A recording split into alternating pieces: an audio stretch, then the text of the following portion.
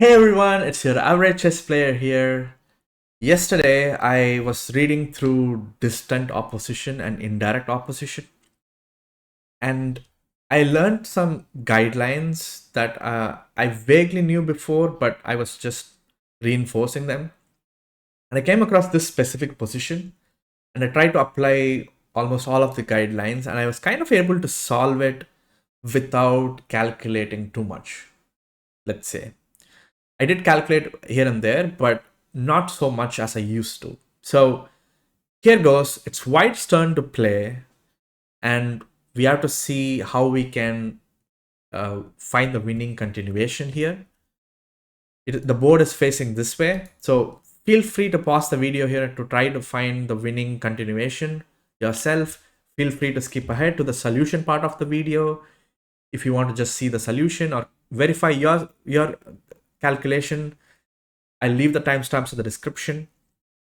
I'm going to walk you through what guidelines that I read, how I applied, and how we just arrived at the solution a bit faster than usual.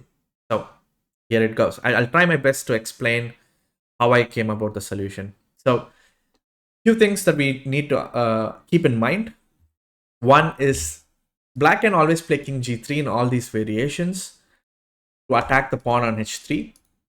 So we need to make sure that we don't block these squares with our king. So that is going to limit our king's movement a bit. So that's something we need to remember. The second thing is, because this is a rook's pawn, black's plan is mainly to bring the king as fast as possible to the h8 square or g7 h7, these three squares, so that he can block the pawn from queening, because that's one of white's win condition, is to just queen this pawn. So that is going to be black's plan, to get access to these squares as fast as possible. And white's plan is going to be to prevent black from doing that and queen his pawn.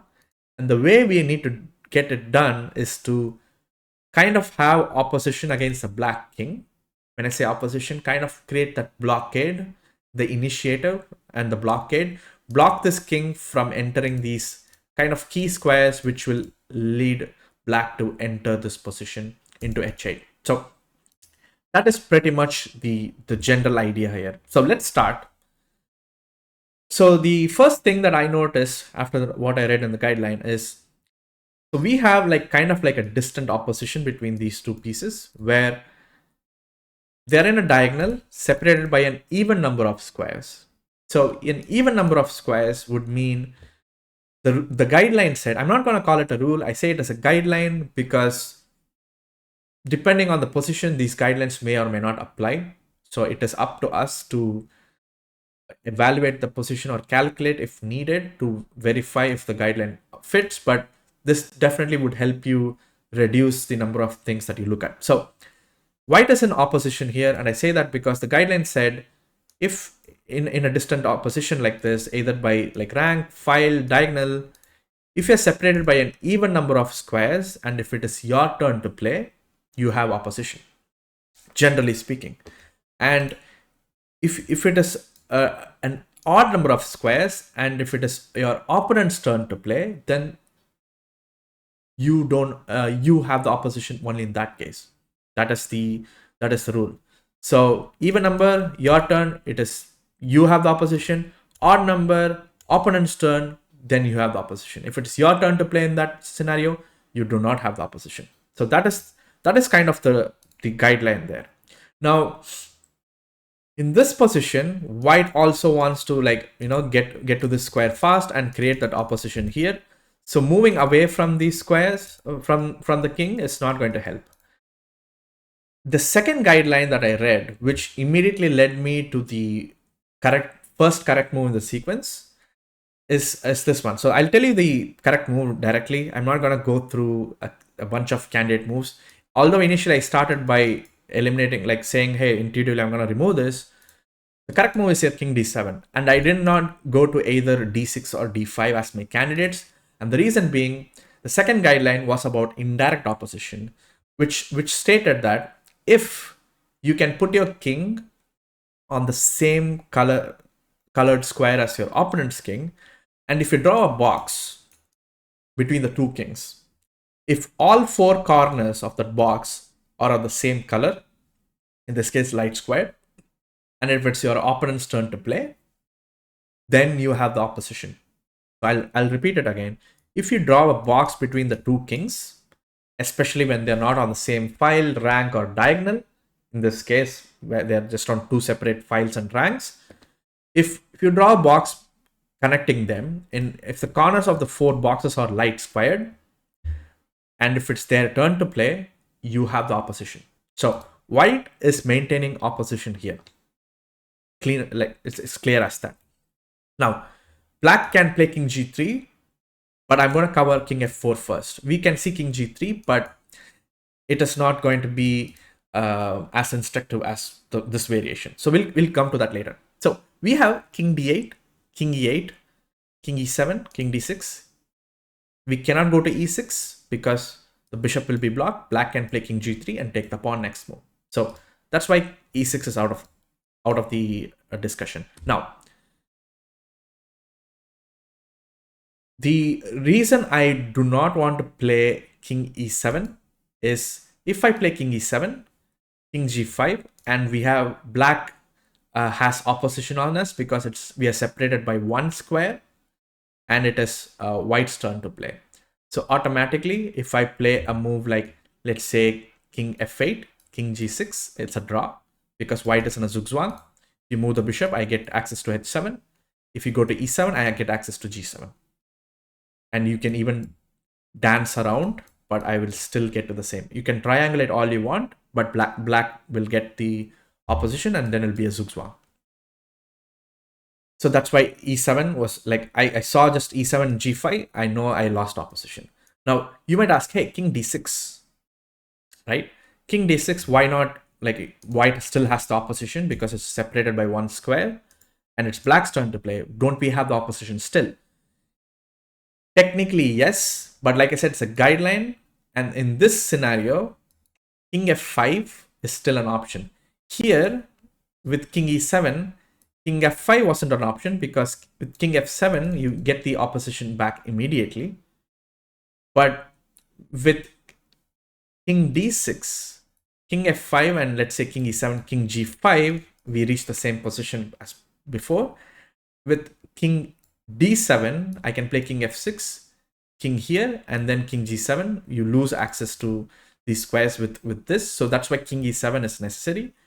But then I can play king g5 and we reach the same position. So king d6, because of those reasons, as soon as we reach a familiar position and we know by applying the guideline that position is a draw, we don't calculate, which leaves us with two moves. Now, king d8, by the guideline I just mentioned, it is valid, except that the bishop is kind of hindering us from gaining the opposition.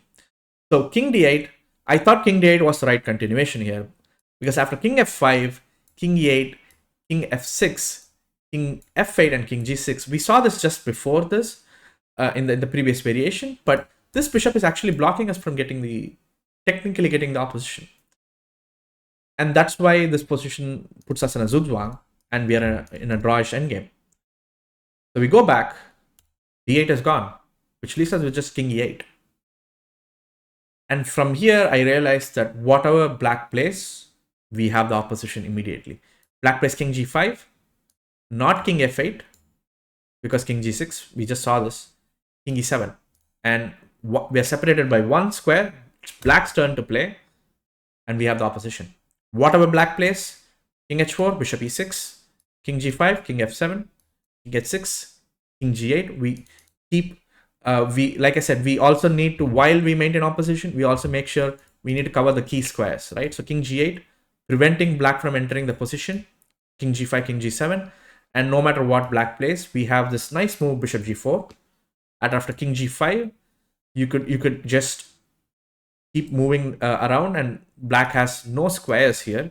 Moving to f6 isn't really going to help. I can start queening. If king h4, I just can play king g6, king g3, king g5, and we reach a nice position where we cut off the black king and we can start queening. And just to show a different variation here, all the way back, after here, if you play like something like king f5, I can play king f7 immediately, king g5, king g6. I keep the opposition one separated by one square. It's black's turn to play. If king h4, attacking the pawn, bishop e6, and we reach familiar territory. We just saw this, and you could win the endgame. That's the critical variation, really, and those were the guidelines we just saw. Just to show one more, which was king g3, which I stated at the start. We have to protect the pawn with bishop e6, and this is already a winning endgame, irrespective of the opposition. And the reason is you're no longer kind of restricted by this bishop.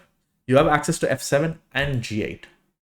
So you could just play king e7, whatever you do, king f7, king h6, and king g8. Like I said, as soon as you have access to that square, because of the material that you have, it's automatically a win. And we just saw this. We saw this variation, and black has no squares, and we can just win this endgame. And that's the endgame. What? Yeah, I've never done this before. I would say, like, not to this extent. I've applied endgame guidelines to move faster, but not to the extent where I just eliminate a bunch of variations without even calculating. So let's recap the solution. If you just skip ahead to this part of the video, I'm just going to go through the winning moves immediately. King d7 is the first move that white has to make based on the guideline that I showed in the video. If both the kings, if you draw a box, if all the corner squares are the same color, you have the opposition. After king f4, which is the critical variation we discussed, we cannot play king d8, maintaining the same guideline, because the bishop will block us from getting to g8, which is key to protecting g7 and h7. So in this position, we eliminated all these squares due to various reasons, of both based on the guidelines that I discussed, as well as the mobility of the bishop, which left us with king e8 as the only move. And in this position, black did not have any good response. King g3, king g5, and king f5, all of them lost to different move orders, like different moves. King g5 is the one I'll show now, which is we play king e7. We get the opposition immediately because we are separated by just one square, and it's black's turn to play. And no matter what black plays, let's say king h6, we can play king f7 or even king f6 for that matter, and black has no way to get into the position. After king h5, we can just play bishop e6, controlling this pawn and protecting this pawn and freeing up these squares for the white king. After king h6, we can just play a move like bishop f5, preventing him from going to h7. After king h5, king g7, king g5, bishop g4. We take away all the squares that the black king has, and he's forced to step backward. Let's say king h4, king h6, king g3, king g5, and now we have successfully prevented the black king from moving forward. After a move like king f2, we can just start queening our pawn and winning this endgame. That's it. I hope this was clear. I tried my best to summarize whatever I learned.